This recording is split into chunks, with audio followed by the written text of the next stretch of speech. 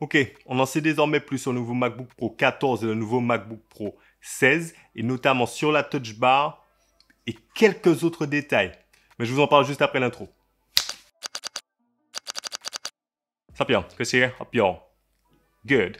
Premièrement, gros, énorme big up à vous tous. Merci, vous avez été quasiment 40 000 à regarder la précédente vidéo. Je me doutais pas que mon avis vous intéressait autant sur les machines Apple. Donc, merci. Merci. Si vous revenez après cette première vidéo, lâchez en commentaire en gros hashtag Day One. J'ai besoin de savoir qui est là depuis le début. Qui sont les vrais.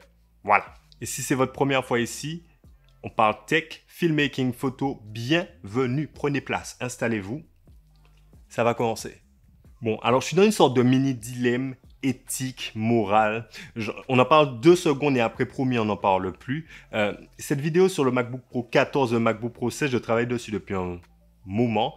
J'ai recoupé pas mal d'informations de plusieurs leakers, des analyses, j'ai fait des conjectures, etc. Et là, patatras, oui, ce mot existe, toujours, je pense. Des schémas confidentiels ont été leakés à propos du MacBook Pro 14 et du MacBook Pro 16. Alors le leak en soi, c'est pas vraiment ça le problème pour moi, quoique, mais c'est surtout la façon.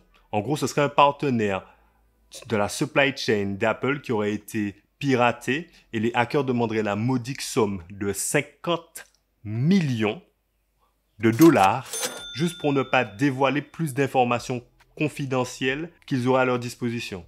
Un bon vieux chantage des familles de base. Et pour montrer qu'ils ne déconnaient pas, ils ont leaké juste avant la keynote Spring Loaded d'Apple des informations à propos de l'iMac 24 pouces qui devait y être révélées et toutes les informations étaient parfaitement correctes. Voilà, donc on sait qu'ils ont vraiment les infos.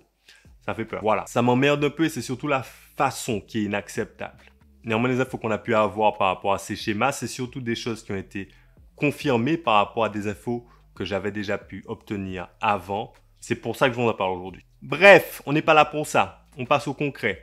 La première chose, the elephant in the room, 14 pouces. Effectivement, le nouveau petit MacBook Pro haut de gamme sera équipé d'une dalle 14 pouces. Alors, je vais rentrer un peu plus en détail sur la dalle un petit peu plus tard, mais effectivement, c'était attendu. J'en parlais au cours de la présente vidéo et beaucoup de personnes en parlaient. Tout le monde s'attendait à un redesign du petit MacBook Pro, dont les bordures plutôt épaisses commençaient à lui donner un style plutôt vieillot, particulièrement quand on le compare à ses concurrents Ultrabook, genre Dell XPS ou autres. Si la dalle elle-même passe de 13,3 pouces à 14 pouces, on ne devrait pas vraiment voir une énorme différence de taille générale de la machine, un petit peu à l'image de ce qu'on a vu au cours du passage de 15 à 16 pouces. Pas une grosse différence. D'ailleurs, ma théorie est qu'il n'y aura peut-être même pas d'augmentation de la taille parce que c'est la forme même de la machine qui devrait un petit peu évoluer. Je m'explique. Vous voyez le Pro XDR Display ou le nouvel iPad Pro? On devrait rester sur ce type de design avec des bords angulaires, un petit peu à l'image également de ce qu'on a sur les derniers iPhone 12. On aime ou on n'aime pas. Moi, j'aime pas. J'aime. Je sais pas. Je sais pas encore.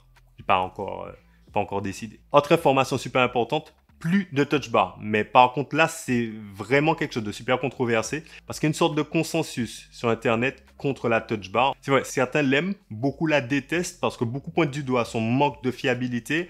Moi, j'aime particulièrement parce qu'elle me permet d'avoir des raccourcis dynamiques, personnalisables et puis surtout, elle me permet de gagner un temps fou que j'aurais perdu à chercher des trucs pendant des heures, genre les emojis.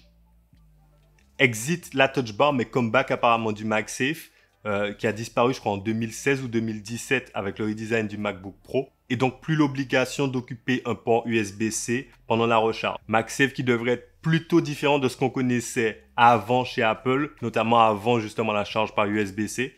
Forme différente, mais dans l'esprit, c'est la même chose. Un magnet, c'est un bon point pour l'utilisation des ports et puis c'est un bon point aussi pour la sécurité des machines parce qu'il y a eu pas mal de cas apparemment de MacBook Pro qui sont totalement morts après l'utilisation de la charge USB-C via un dongle quelconque.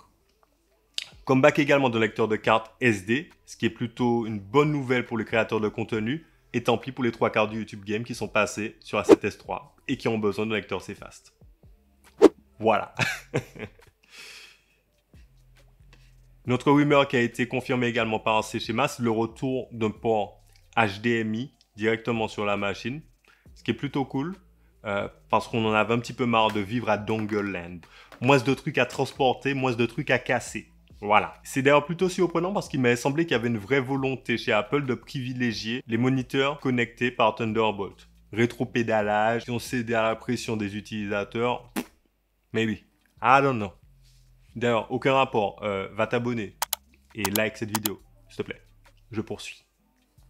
Donc pour résumer jusqu'ici, on n'a plus de touch bar, le retour du MagSafe, 3 ou 4 ports Thunderbolt, 2 à gauche et 1 ou 2 à droite, un port HDMI et un lecteur de carte SD. Voilà un petit peu pour la connectique. Autre avancée qui pourrait être pas mal intéressante en ces temps de distanciation sociale, Apple pourrait tirer profit du nouveau design pour intégrer un nouveau module de webcam. Pourquoi pas celui qu'on retrouve sur l'iMac 24 pouces avec du coup une caméra en 1080 au lieu des 720p qu'on a depuis toujours, même si la qualité d'image a été largement améliorée grâce au software sur les nouveaux MacBook Pro M1.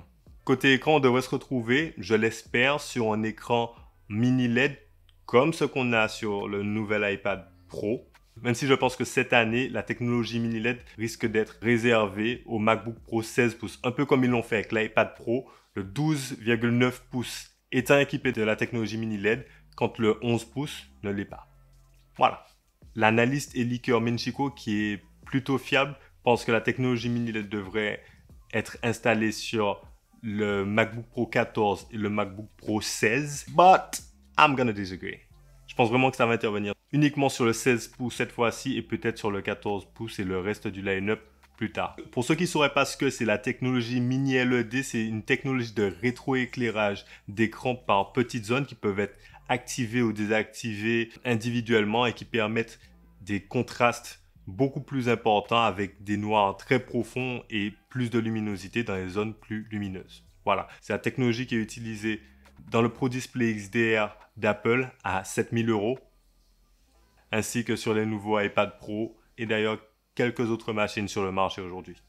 Autre chose clé, sous le capot, on devrait retrouver une puce M1X. Je dis devrait parce que là encore, c'est un point qui est plutôt controversé et sur plusieurs aspects. Certaines rumeurs appuient que les nouvelles machines devraient être équipées de la même puce M1, alors particulièrement pour le MacBook Pro 14. Du coup, selon ces rumeurs, elles ne différeraient du MacBook Pro 13 que par leur diagonale, la sélection de ports et l'écran, potentiellement. C'est une position qui se défend parce que Apple ne réalise pas toujours sur les mêmes générations des révolutions cosmétiques, donc sur le design extérieur et en même temps à l'intérieur. Donc c'est possible, mais j'y crois pas du tout. Je pense vraiment qu'on devrait passer sur des puces plus puissantes que les puces M1 que nous connaissons aujourd'hui. Il semblerait qu'on passe sur des puces avec 4 cœurs performance supplémentaires, donc un CPU avec 12 cœurs, 8 cœurs performance, 4 cœurs basse consommation et du coup potentiellement aussi 4 cœurs graphiques supplémentaires. Ça c'est ma théorie. Et ça nous mène à la controverse numéro 2, M1X ou M2. Les puces Apple Silicon pour les Mac Mini, MacBook Pro et iMac ne sont pas les premières puces maison du fabricant à la pomme qui en réalise depuis assez longtemps pour ses iPhones et iPads. Et la convention de naming fait que depuis quelques années, les nouvelles itérations de puces sont nommées de la façon suivante. Quand on ajoute un X ou un Z, on ajoute de la puissance, on ajoute des cœurs généralement à une technologie déjà existante sur une précédente génération. En revanche, quand on passe à un chiffre supérieur, donc on passerait de M1 à M2, on est généralement sur un changement générationnel dans la technologie, dans l'architecture peut-être de la puce. Je vous mets un lien vers une vidéo de René Ritchie qui explique ça à peu près 1000 fois mieux que moi. Attention, c'est en anglais pour les gens qui n'aiment pas mes anglicismes. Hein. Pour revenir à nos nouvelles machines, je pense vraiment qu'on va se retrouver avec un MacBook Pro 14 pouces avec une puce M1X à 12 cœurs et peut-être d'ailleurs un peu plus sur le MacBook Pro 16 pouces, peut-être 16 cœurs performance ou peut-être beaucoup plus de capacité graphique. Who knows? I don't know. Alors, côté prix, parce que c'est important de savoir combien ça va nous coûter. Si Apple reste fidèle à son fonctionnement des dernières années, ça devrait rester relativement proche des équivalents Intel existants. Donc, des machines que ces machines vont remplacer. Et ça, de toute façon, on va revenir plus en détail dessus dans une prochaine vidéo. Voici ce à quoi devrait ressembler, selon moi, les fiches du MacBook Pro 14 et du MacBook Pro 16. Faites un screenshot, faites ce que vous voulez. On en reparle dans quelques temps pour voir à quel point j'avais raison. Ou pas. Je sais que j'aurai raison.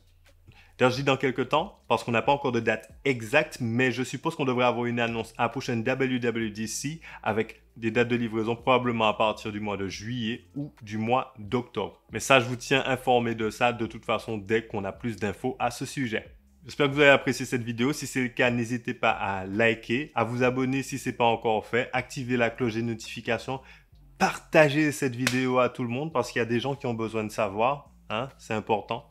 Et puis n'hésitez pas à me dire ce que vous avez pensé des rumeurs. Qu'est-ce que vous pensez qu'on devrait retrouver sur le MacBook Pro 14 et sur le MacBook Pro 16? Qu'est-ce que j'ai oublié selon vous? Est-ce que vous avez de nouvelles rumeurs, d'autres choses? Je veux tout savoir. De toute façon, je réponds à tous vos commentaires. Donc allez-y, lâchez-vous. Anyways, I'm just rambling at this point. My name is Chris and I'm out of here.